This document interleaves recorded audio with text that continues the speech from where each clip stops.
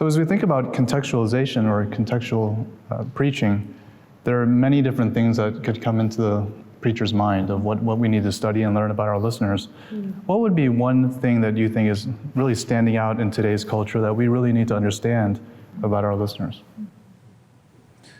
I think when I think of the importance of context, I have to remember that the text that we come to, we don't come to them as blank slates, and we don't come to them without our own presuppositions, our own prejudices, our own biases. The writers themselves were historically embedded in their culture.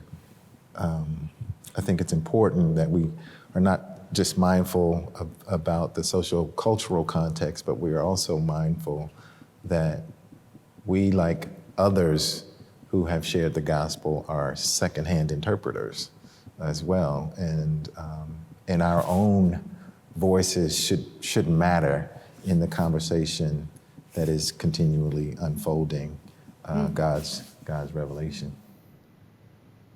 It will probably make a bigger difference in the long run if people sense I care about them, because I do, than if they sense that I'm current on everything that's ever been stated. Especially when I was working with youth. Youth can really quickly discern whether or not you're trying too hard to be relevant.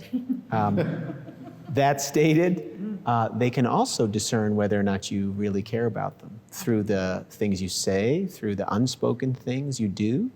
And so I think the same applies to pastoral ministry too.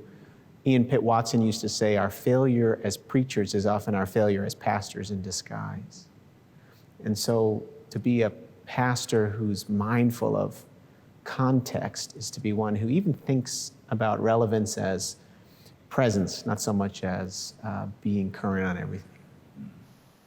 When I think about context, I also think about not just what's happening out there in our culture, in our world, but also just in our inner lives as preachers. What is God doing in our lives that this word that's given to me right now speaks to me, and from the just overflow of that, I can preach to that congregation. So I think it's important to balance those two aspects. We're not just thinking about shaping the sermon in a way that reaches the audience, in a way that's relevant to them, but it's also relevant to us today, and it's true to how God is working in our lives right now.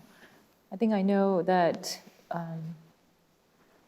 being able to travel to other parts of the world and meet people that I would have never have met otherwise, it's enriched my preaching in a significant way because, and I think that kind of global perspective is necessary in contextualization. So we're not just talking about what God is doing in my life or what God is doing in my community, my congregation, or my local neighborhood, or even this country, but really to have a broader perspective of what is God doing around the world. And I think that enriches and expands our view of God and theology. So I think the danger for me when I think of contextualization is to just think of something that's just placed in front of me, just my life, my circle, but to really turn my ears to the stories of other people, to other Christians, to even non-believers, and what the world is saying, or to hear, to see what's happening, unfolding in other parts of the world that I need to be challenged by, and to repent, to be convicted of. I think contextualization, at best happens at that kind of broad level as well. These are all great insights. We only have limited time in a week. It seems almost impossible to meet with everyone in the church in a given week. What have you found helpful in terms of getting to the actual work of contextualization? Are there any best practices that you might be able to share in terms of how you actually meet with and understand people or learn about them? I was at this fall, this homegrown women's preaching festival in North Carolina. And the pastors there got talking about this very thing. And they got really excited about these sort of 3-month sermon feedback Bible studies and they talked a little bit how they worked them. They would meet on Tuesdays. Lay people were invited to come into the group for a 3-month commitment. So come meet with the pastor once a week about the sermon for 3 months, and then you can rotate off. You spend the first 15 minutes of the hour just talking about the sermon that passed. Now, by Tuesday, it's fading already, but that's telling, right? That's telling, you know?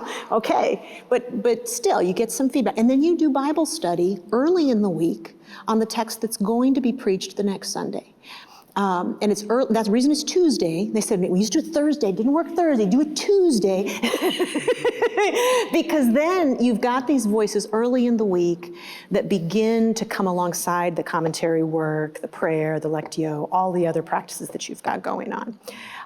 There were about 6 women in that group that swore by this and said it was just reinvigorating their preaching. So sometimes if people are at a loss with where to begin, I'll say just spend some real time focusing on, well, what is this word for you? And what would look differently in your life if you were to live this out? If you were to believe this, what would change? What would have to transform, or how would you think differently about yourself if you believe this to be true? How would your thinking be reframed? How would your relationships be reframed? That's not a perfect way to go forward, because we're all situated, we're all coming at the world from a certain vantage point, but it's a good starting point when people feel overwhelmed.